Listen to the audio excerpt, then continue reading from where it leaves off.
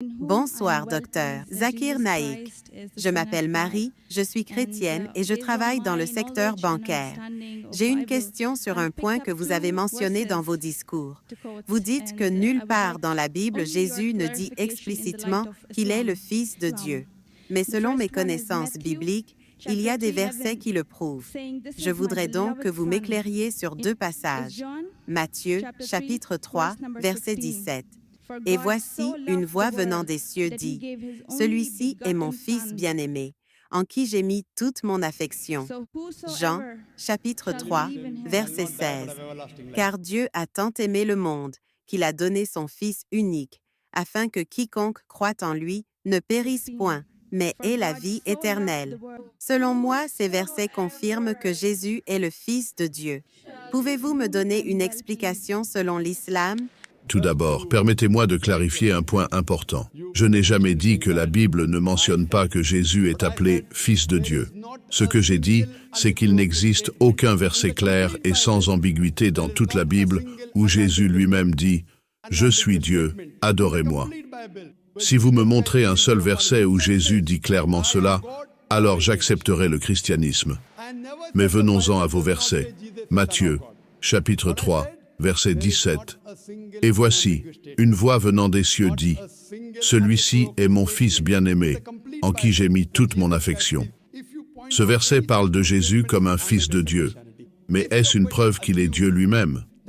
Sœur Mary, savez-vous que dans la Bible, d'autres personnes sont également appelées Fils de Dieu? Adam est appelé Fils de Dieu dans Luc, chapitre 3, verset 38. Adam qui était fils de Dieu. Israël, Jacob, est aussi appelé Fils de Dieu dans Exode, chapitre 4, verset 22. Israël est mon fils, mon premier-né. Éphraïm est décrit comme un fils de Dieu dans Jérémie, chapitre 31, verset 9. Car je suis un père pour Israël, et Éphraïm est mon premier-né. Alors, devons-nous dire qu'ils sont aussi divins? Dans Romains, chapitre 8, verset 14, la Bible dit « Car tous ceux qui sont conduits par l'Esprit de Dieu sont fils de Dieu. » Donc, si nous suivons cette logique, toute personne pieuse et soumise à Dieu est fils de Dieu. Jésus était un prophète bien-aimé de Dieu, mais cela ne prouve pas qu'il était Dieu lui-même. Jean, chapitre 3, verset 16. « Car Dieu a tant aimé le monde qu'il a donné son Fils unique, afin que quiconque croit en lui ne périsse point, mais ait la vie éternelle. » Maintenant, venons-en au mot « fils unique » ou « begotten son » en anglais. C'est ici que la confusion commence. Sœur Marie, connaissez-vous le sens du mot « begotten » en anglais? Je suppose que cela signifie qu'il a été donné par Dieu? Non, sœur. Le mot « begotten » signifie « engendré biologiquement ». Mais Dieu est au-dessus de toute forme humaine. Attribuer à Dieu une fonction physique comme « engendré » est une erreur grave. Les érudits chrétiens eux-mêmes ont supprimé ce mot. Dans la Revised Standard Version RSV de 1952, révisée par 32 érudits chrétiens de haut niveau, le mot « begotten » a été supprimé car il s'agissait d'une interpolation, un ajout tardif qui ne faisait pas partie du texte original. Jean, chapitre 3, verset 16 dans la Revised Standard Version RSV. « Car Dieu a tant aimé le monde qu'il a donné son Fils unique. » Sans le mot « begotten », même les érudits chrétiens reconnaissent que « fils unique engendré » est une invention tardive. Jésus n'a jamais dit qu'il était littéralement le Fils de Dieu. Si vous avez des doutes, je vous invite à faire vos propres recherches. Je ne vous demande pas de me croire aveuglément. Mais posez-vous une question. Si Jésus était vraiment Dieu, n'aurait-il pas déclaré clairement « Je suis Dieu, adorez-moi » ? D'accord, je comprends mieux votre explication. Mais alors, pourquoi les musulmans refusent-ils totalement l'utilisation du terme « Fils de Dieu » pour Jésus? C'est une excellente question. Et pour bien y répondre, il faut comprendre comment ce terme a été mal interprété au fil du temps.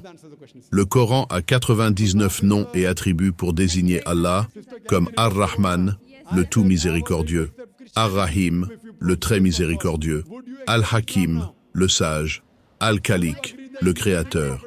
Mais jamais il n'utilise le mot « père », « Ab », pour parler d'Allah. Pourquoi? Parce que dans les révélations précédentes, les gens ont mal compris et détourné le sens du mot « Fils de Dieu ». Ils ont commencé à croire que c'était un titre littéral et divin. Si vous regardez l'Ancien Testament, le terme « Fils de Dieu » est utilisé à plusieurs reprises pour désigner des prophètes ou des serviteurs de Dieu, sans que cela signifie qu'ils sont Dieu lui-même. Prenons Romains, chapitre 8, verset 14. « Car tous ceux qui sont conduits par l'Esprit de Dieu sont fils de Dieu. » Cela signifie que tout croyant sincère qui suit la volonté de Dieu est un fils de Dieu au sens figuré, pas au sens littéral.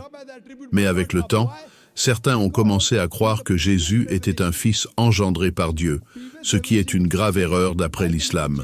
C'est pourquoi le Coran corrige cette déviation en déclarant clairement dans Sourate Al-Ikhlas, chapitre 112, versets 1 à 4, dit « Il est Allah, unique. Allah, le seul à être imploré pour ce que nous désirons. Il n'a jamais engendré et n'a pas été engendré, et nul n'est égal à lui. » Ce verset rejette totalement l'idée que Dieu puisse avoir un fils, engendré ou adopté. Les musulmans refusent donc d'utiliser ce terme, non pas parce qu'ils manquent de respect à Jésus, mais parce qu'ils ne veulent pas prêter à Dieu une caractéristique qu'il a lui-même rejetée.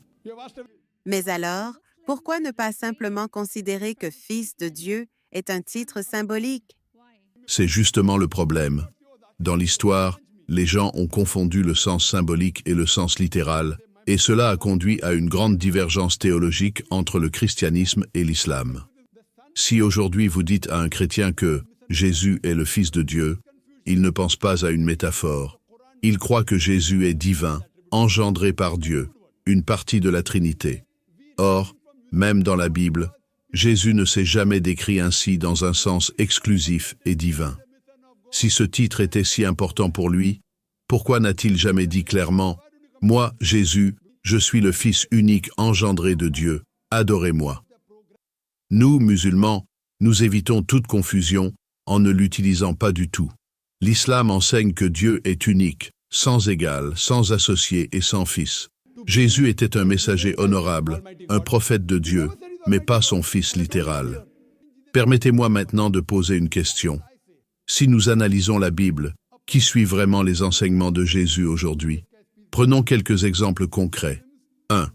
Jésus a dit de ne pas manger de porc. Ancien Testament, Lévitique, chapitre 11, versets 7-8. Le porc, vous ne mangerez pas de leur chair, et vous ne toucherez pas leurs cadavres, vous les regarderez comme impurs. Deutéronome, chapitre 14, verset 8, dit la même chose. Dans l'islam, le porc est interdit. Les musulmans respectent cet enseignement, mais les chrétiens le mangent. Deuxième, Jésus a dit que l'alcool est interdit. Proverbe, chapitre 20, verset 1. Le vin est moqueur, les boissons fortes sont tumultueuses. Quiconque en fait excès n'est pas sage. Éphésiens, chapitre 5, verset 18. Ne vous enivrez pas de vin, c'est de la débauche. Les musulmans respectent cette interdiction, alors que les chrétiens boivent du vin. Troisième, Jésus a dit que la circoncision est une loi éternelle. Genèse, chapitre 17, versets 10 à 12. Tout homme parmi vous sera circoncis. Au Luc, chapitre 2, verset 21. Le 8e jour, auquel l'enfant devait être circoncis, étant arrivé, on lui donna le nom de Jésus. Les musulmans pratiquent la circoncision, mais les chrétiens l'ont abandonnée. Quatrième, Jésus priait en se prosternant. Matthieu, chapitre 26, verset 39. Puis, ayant fait quelques pas en avant, il se jeta sur sa face et pria. Les musulmans prient comme Jésus en se prosternant, alors que les chrétiens ne le font pas. L'islam n'est pas une nouvelle religion. C'est la continuité du message de tous les prophètes envoyés par Dieu, y compris Noé, Abraham, Moïse, David et Jésus. Jésus a dit, Jean, chapitre 16, versets 12 à 14. « J'ai encore beaucoup de choses à vous dire, mais vous ne pouvez pas les porter maintenant. Quand l'Esprit de vérité sera venu, il vous conduira dans toute la vérité. » Nous croyons que ce dernier messager était le prophète Mohammed, qui a complété le message de Jésus. Si vous suivez vraiment les enseignements de Jésus, alors vous suivez aussi l'islam. Vous avez mentionné que le mot « begotten » a été retiré des versions modernes de la Bible parce qu'il ne faisait pas partie du texte original. Mais comment pouvons-nous être sûrs que d'autres parties de la Bible n'ont pas été modifiées ou mal interprétées? Mais la Bible a été traduite dans plusieurs langues pour que les gens puissent la comprendre. C'est une question très pertinente. L'un des plus grands problèmes du christianisme aujourd'hui, c'est le nombre impressionnant de traductions et de versions différentes de la Bible. Prenons un exemple simple. Dans la Bible, on trouve plus de 50 versions en anglais, sans compter les centaines d'autres traductions en diverses langues. Regardons quelques différences majeures entre ces versions. 1. Le mot « begotten » dans Jean, chapitre 3, verset 16. Dans la King James Version, KJV. « Car Dieu a tant aimé le monde qu'il a donné son Fils unique engendré ». Dans la Revised Standard Version, RSV, ce mot a été supprimé. « Pour Dieu qui aima si fort le monde, qu'il donna son seul Fils ». 2. Pourquoi cette modification si le texte original était clair? 3e, Matthieu, chapitre 17, verset 21, présent dans la King James Version, complètement supprimé dans la New International Version, NIV. 4e, pourquoi des versets entiers disparaissent d'une version à l'autre? 5. Jean, chapitre 8, versets 1 à 11, l'histoire de la femme adultère, présent dans certaines versions, supprimé dans d'autres avec une note disant que ces versets n'étaient pas dans les manuscrits originaux. Ce que nous constatons, c'est que des mots, des phrases et même des chapitres entiers ont été modifiés ou supprimés au fil du temps. Contrairement à cela, le Coran a été préservé mot pour mot depuis plus de 1400 ans. Dans Surat al-Hijr, chapitre 15, verset 9, Allah dit « C'est nous qui avons fait descendre le Coran, et c'est nous qui en sommes gardiens. » Il n'existe qu'une seule version du Coran en arabe utilisée partout dans le monde, du Maroc à l'Indonésie. Mais si la Bible a été changée, alors comment les chrétiens peuvent-ils savoir ce qui est vrai?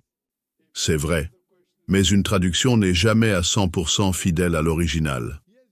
Lorsqu'un texte est traduit, il passe par l'interprétation du traducteur, ce qui peut conduire à des erreurs. Le problème du christianisme, c'est que les textes originaux en hébreu et en grec ne sont même plus disponibles aujourd'hui.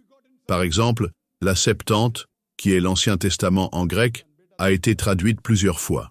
Puis elle a été retranscrite en latin, Vulgate, puis en anglais et en d'autres langues. Chaque étape de traduction ajoute des erreurs et des altérations involontaires ou intentionnelles. Si nous voulons suivre la vraie parole de Dieu, ne devrions-nous pas chercher un texte qui n'a pas été altéré?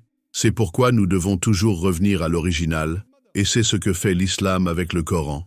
Je ne savais pas qu'il y avait autant de différences entre les versions de la Bible. Mais autre question, si l'islam croit en Jésus, alors pourquoi ne suivez-vous pas la Bible au lieu du Coran?